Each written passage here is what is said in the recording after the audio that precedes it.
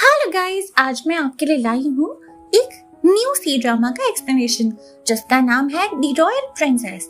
एक बहुत ही अच्छा ड्रामा है और ये लेटेस्ट भी है, तो चलिए इसे स्टार्ट करते हैं। एक महल के सीन को दिखाया जाता है जहाँ पर राजा की तबीयत खराब थी और लग रहा था जैसे वो मर जाएगा। अब ये वक्त सक्सेशन के लिए बहुत इम्पोर्टेंट था, यानी कि अगला राजा कौन बनेगा। वैसे तो क्राउन प्रिंस ही राजा के बाद राजा बनता है, लेकिन यहाँ कुछ हुआ है जिसकी वजह से उसकी सक्सेशन राजा के बाद खतरे में है। यहाँ राजा की रूम के बाहर आर्मी और रॉयल गार्ड्स खड़ी थी, तभी यहाँ एम्प्रेस अपने गार्ड्स के साथ आकर राजा से मिलने की रिक्वेस्ट करती है। वो कहती है कि मैं एम्प्रेस हूँ और साथ ही क्राउन प्रिंस की माँ भी। आखिर राजा मुझे मिलने से इनकार क्यों कर रहे हैं? रॉयल गार्ड्स की लीडर उसे बताती है कि उन्हें प्राइम मिनिस्टर ने ऑर्डर दिया है कि जब तक वो महल आकर राजा से नहीं मिल लेता तब तक किसी को भी राजा से मिलने नहीं दिया जा सकता। यहाँ अब हमें प्राइम मिनिस्टर पे वनशन को दिखाते हैं और पता चलता है कि राजा की एब्सेंस में वही रॉयल गार्ड्स को ऑर्डर देता है। उसने अभी के लिए महल में किसी के भी आने और जाने पर भी पाबंदी लगा रखी है। अब वो यहाँ राजा के कमरे के बाहर तक आ जाता है और जब वो बाहर एम्प्रेस को देखता है तो उन्हें सजेस्ट करता है कि इतनी रात गए आपको रेस्ट करना चाहिए। प्राइम मिनिस्टर के यहाँ से जाने के बाद एम्प्रेस अपनी मेट से कहती है कि वो सेकंड यंग मास्टर को आगाह कर दे और उन्हें स्टैंड बाय पर रहने के लिए कहे। अब ये सेकंड यंग मास्टर कौन है ये तो आगे जाकर पता चलेगा। प्राइम मिनिस्टर वनशन राजा के कमरे में जाकर उनसे मिलता है। राजा का नाम ली चुअन है और वो वनशन का ही इंतजार कर रहा था। राजा अपने बेड पर है, लेटा हुआ है क्योंकि उसकी तबीयत खराब है।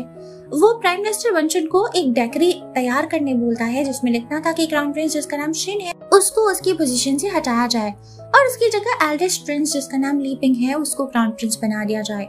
प्राइम मिनिस्टर वनशन अपने साथ पहले से ही इस डिग्री को तैयार करके ले आया था। उसे अंदाजा था कि ली चुअन क्या बोलने वाला है और वो खुद भी यही चाहता था। अब राजा उसके हाथ को पकड़ लेते हैं और कहते हैं कि इस डायनेस्टी का जब से स्टार्ट हुआ है तभी से सारी पावर तो नोबल हाउसेस के पास है। हमारी फैमिली जिसका सरनेम ली है वो रॉयल होने के बावजूद भी उन नोबल फैमिलीज की पपेट है। अभी जब मैं मर रहा हूँ मुझे रियलाइज हो रहा है कि मेरी बड़ी बहन प्रिंसेस लीरोंग के पास ही नोबल हाउसेस की असल पावर है। वो बोलता है कि मेरे मर जाने के बाद अगर लीरोंग ने रिबेलियन शुरू कर दिया तो लीरोंग के हस्बैंड और कॉमन पीपल के रिप्रेजेंटेटिव यानी प्राइम मिनिस्टर होने के नाते तुम क्या करोगे? जिसपे प्राइम मिनिस्टर वनशन कहता है कि ये कंट्री यहाँ रहने वाले लोगों की है और उनके साथ मैं कभी गलत नहीं होने दूंगा। दूसरी तरफ इसी प्रिंसेस लीरोंग को दिखाया जाता है जो खुद भी बहुत बीमार लग रही थी। वो इस कंडीशन में कैसे आई है ये तो नहीं पता, पर वजह शहर है जो उसे मार रहा है। फिलहाल हम ऑडियंस को यही बताया गया है।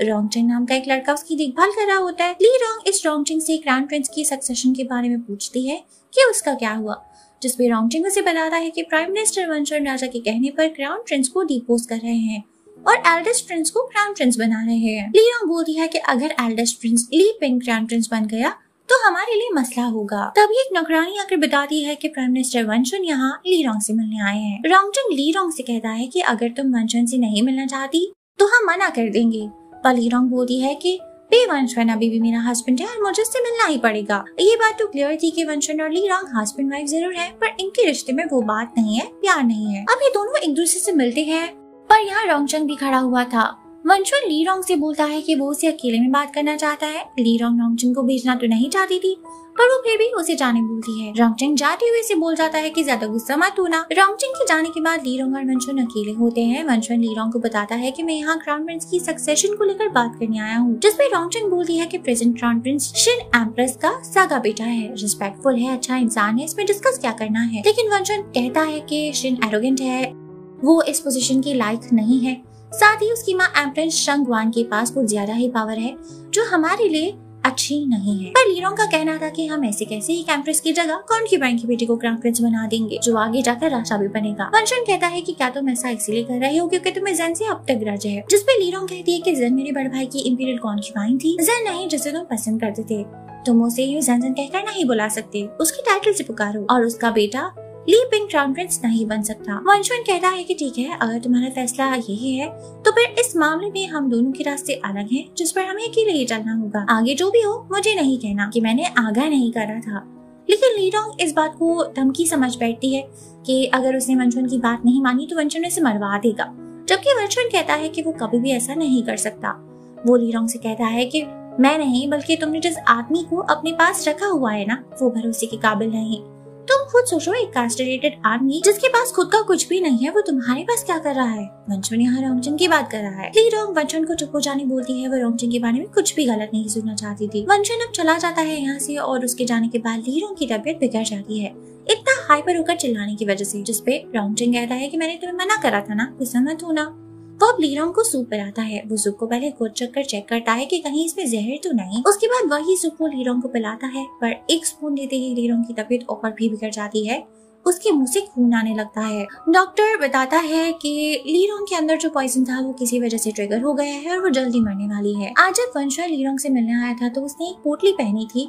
पुराने जमाने में खुशबू के लिए लोग अक्सर ऐसी पोटली पहन घूमा करते थे, पर ली रोंग को लगता है कि वंशुन आज जो पोटली को पहनकर आया था उसमें अजीब सी स्मेल थी जो कि शायद जहर को ट्रिगर की होगी, और वो जानबूझकर ये पोटली पहनकर आया था ताकि मैं मर जाऊं। तो इसीलिए अब वो बदला लेने के लिए रोंगचुन को बोलती है कि मेरा ऑर्डर है, प्राइम मिनिस्टर वंशुन को मार दिया जाए। रोंगचुन ऐसा ही करता है। जब वंशुन कैरेज में बैठा होता है, घर जा रहा होता है, तो उसकी कैरेज पे अटैक होता है। वंशुन को लग रहा था कि अगर ये अटैकर ली रोंग ने भेजे हैं तो उसका मकसद बस मुझे डराना होगा, वो मुझे जान से नहीं मारेगी कभी। लेकिन यहाँ तो अटैक इतना खतरनाक था कि उसका पूरा कैरेज टूट जाता है। अटैकर्स वंशुन के ऊपर चेन्स और स्वॉर्ड से अटैक कर रहे थे। ये बहुत सारे आदमी थे, मगर वंशुन फिर भी अपनी स्वॉर्ड से इनका सामना करता है। लेकिन वो अकेला था, कितना लड़ लेता। आखिर में वो हार मान जाता है।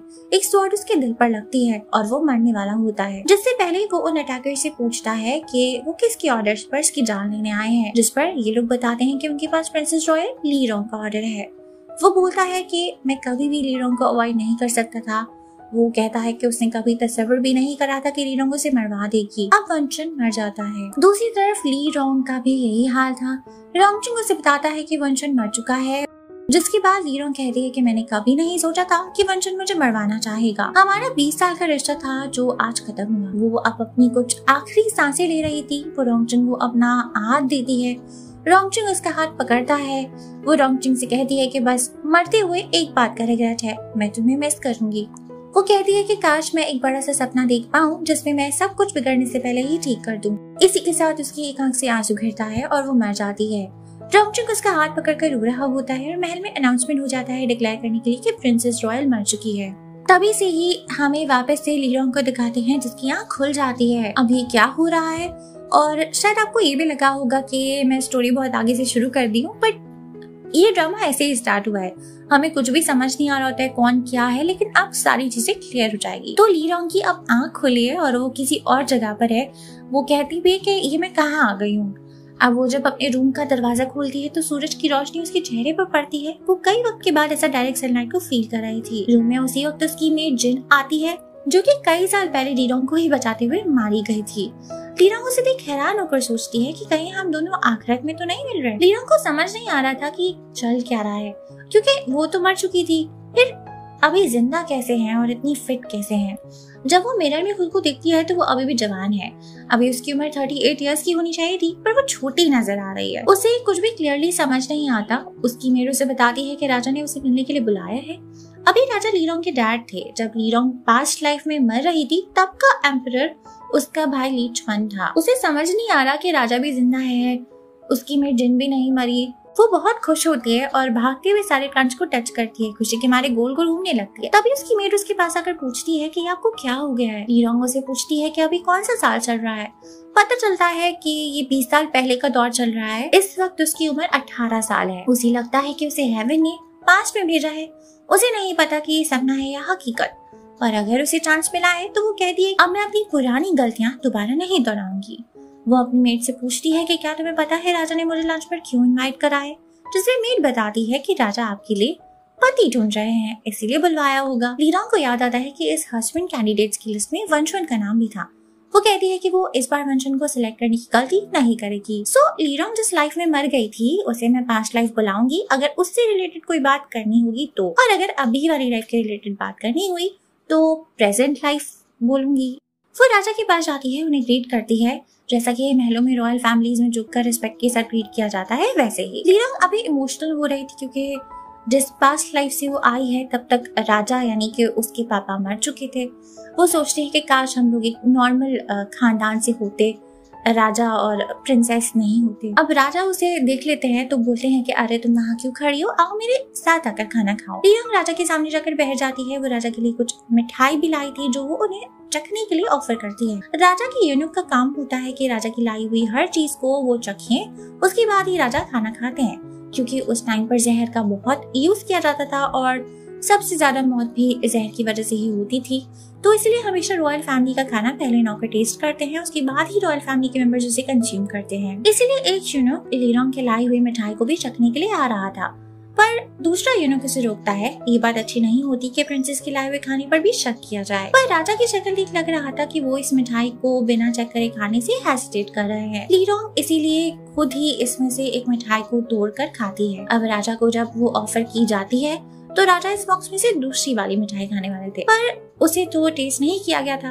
इसलिए राजा वही वाली मिठाई का टुकड़ा खाते हैं जिसको तोड़कर लीलोंग ने आधा खाया था। मतलब ये हुआ कि राजा मरने से डरते हैं और उन्हें हर किसी पे ही शक रहता है। राजा अब लीलोंग को बताते हैं कि मैंने तुम्हारी शादी के लिए कुछ लड़के पसंद करे हैं, तो देखकर बताओ तुम्हें कौन सा वाला पसंद है जिससे तुम शादी करना चाहती हो। यहाँ यूनुक 4 लड़कों की फोटोज और उनकी डिटेल्स को दिखाते हैं। इनमें से एक लड़का वंशवन भी था। लीलोंग को याद आता है कि पिछली बार भी ऐसे ही हुआ था। उसे ये भी पता है कि उसके डैड यानी राजा उसे यूज कर रहे हैं, उसकी शादी के जरिए वो नोबल हाउसेस के बीच बैलेंस बना रहे हैं। अब ये जितने भी लड़के हैं वो सभी किसी बड़े नोबल खानदान से नहीं है। नोबल हाउसेस अमीर और पावरफुल खानदानों को कहा जा रहा है इस ड्रामे में। ये खानदान इतने पावरफुल है कि राजा के तख्त को पलट देने की पावर भी रखते हैं। इसीलिए राजा नहीं चाहते कि लीलोंग की शादी फिलहाल किसी बड़े नोबल हाउस में हो। क्राउन प्रिंस क्योंकि राजा बनेगा तो उसकी शादी कई सारी लड़कियों से होगी, यानी एम्प्रेस और कॉन्क्यूबाइंस वगैरह। तो उसकी जो फर्स्ट वाइफ होगी, जो एम्प्रेस बनेगी, वो भी नोबल हाउस से होगी। ऐसे में उसकी बहन प्रिंसेस रॉयल की शादी भी अगर किसी नोबल हाउस में हुई तो फ्यूचर में इन दोनों के बीच पावर को लेकर एक दूसरे से लड़ाई भी हो सकती है। इसलिए बैलेंस के लिए लीलोंग की शादी किसी नोबल हाउस में नहीं करवाई जा रही। लीलोंग राजा को बोलती है कि किसी भी लड़की को अपने हस्बैंड के तौर पर चुनने से पहले मैं उनसे मिलना चाहती हूँ, ताकि देख सकूं कि कौन मेरे लिए सही फिट है। राजा सजेस्ट करते हैं कि अनकरीब स्प्रिंग्स बैंक्वेट है जो लीलोंग होस्ट कर सकती है, जिसमें वो बाकी मेहमानों के साथ इन 4 लड़कों को भी बुला ले और फिर उसे इन लोगों को जानने का मौका मिल जाएगा और वो फिर चुन सकती है कि इनमें से उसके लायक लड़का कौन है, जिस पे लीलोंग मान जाती है। पर वो राजा से कुछ दूसरे लड़कों को बुलाने की भी इजाजत मांगती है, क्योंकि फिर ऐसा ना लगे कि वो बस इन 4 को ही बुला रही है, तो ज्यादा ऑडियंस के लिए बस। तो इसीलिए राजा कोई ऑब्जेक्शन नहीं करते। हम यहाँ वंशन को दिखाते हैं जो एक चेयर पे बैठा था। उसकी यहीं पे शायद आंख लग गई थी। वो जब उठता है तो देखता है कि सब कुछ बदला हुआ है। उसके बाद उसका सर्वेंट आकर बोलता है कि वो एक गुड न्यूज लेकर आया है। वंशन अपनी नौकर को देख उसे पूछता है कि तुम इतने जवान कैसे नजर आ रहे हो, क्योंकि जब वंशन की मौत हुई थी तब यही आदमी यानी कि वंशन का नौकर बूढ़ा हो चुका था और वंशन भी अभी बहुत जवान नजर आ रहा है, क्योंकि जब वो मरा था तब उसकी दाढ़ी वगैरह आई हुई थी और वो काफी बड़ा सा लग रहा था। वंशन को भी यहाँ समझ नहीं आता कि क्या चल रहा है। उसे भी लग रहा था कि ये सब एक सपना है। वंशन की मम्मी अभी अभी जन के साथ छूटी थी। जब वंशन मरा था, जन उस वक्त राजा यानी प्रेजेंट राजा के बेटे ली शुएन की कॉन्क्यूबाइन थी। वंशन इस वक्त पर काफी गरीब चल रहा था। वो अभी प्राइम मिनिस्टर नहीं बना था। उसके अंकल की फैमिली के पास पावर थी और वो इतना ज्यादा इम्पोर्टेंट था नहीं, पर वो कोई 8th रैंक का ऑफिसर है। उसका नौकर उसको बताता है कि प्रिंसेस रॉयल की मेड यहाँ एक इनविटेशन को लेकर आई है आपके लिए और वो आपका इंतजार कर रही है। वंशन फौरन पूछता है कि क्या लीलोंग की मेड आई है, जिस पर ये नौकर वंशन के मुंह पे हाथ रखता है और कहता है कि आप प्रिंसेस रॉयल का ऐसे नाम नहीं ले सकते। किसी ने सुन लिया तो मौत की सजा हो जाएगी। पुराने जमाने में रॉयल फैमिली के मेंबर्स के नाम नहीं लिए जाते थे, उनको सिर्फ उनकी टाइटल से बुलाया जाता था। नाम सिर्फ घर वाले ही ले सकते थे और वंशवन लीलोंग का हस्बैंड था, इसीलिए उसको उसका नाम लेने की आदत है। पर अभी जैसा कि वो पास्ट में आ गया है, उसकी शादी अब तक लीलोंग से हुई नहीं है, इसलिए वो उसका नाम नहीं ले सकता। लीलोंग की मेड स्प्रिंग्स बैंक्वेट का इनविटेशन लेकर वंशवन के पास आई थी और उसे पर्सनल इनवाइट करके जाती है। मेड के जाने के बाद वंशवन भी मन में सोचता है कि शायद उसे सेकंड चांस मिला है सब कुछ ठीक करने के लिए। अब दोबारा से लीलोंग को दिखाते हैं जो फूलों से भरे टब में नहा रही थी। वहाँ वो अपनी मेड से पूछती है कि जब तुम वंशवन को इनविटेशन देने गई थी तब उसका रिएक्शन कैसा था। वो तो खुश हो गया होगा ना, बोल रहा होगा कि मैं तो बस मामूली सा ऑफिसर हूँ, प्रिंसेस रॉयल ने मुझे बुलाया, मैं तो धनी हो गया। मेड बताती है कि ऐसा कुछ भी नहीं हुआ। उल्टा वंशन तो बोल रहा था कि मैं इतना अच्छा दिखता हूँ ना, इसीलिए प्रिंसेस ने मुझे बुलाया होगा। जिसपे लीलोंग हैरान होती है। उसने ये एक्सपेक्ट नहीं करा था। एपिसोड इसी के साथ खत्म हो जाता है। अब ये जानना है कि आगे क्या होता है और इन दोनों की मिसअंडरस्टैंडिंग इस दूसरी लाइफ में सॉल्व होती है कि नहीं, और ये रोंगजंग का क्या हाल है। तो ये सब जानने के लिए आपको देखना पड़ेगा नेक्स्ट पार्ट। तो मुझे बताना जरूर कि आपको ये वीडियो कैसी लगी और इसका अगला पार्ट आपको चाहिए या नहीं। तो गुड बाय।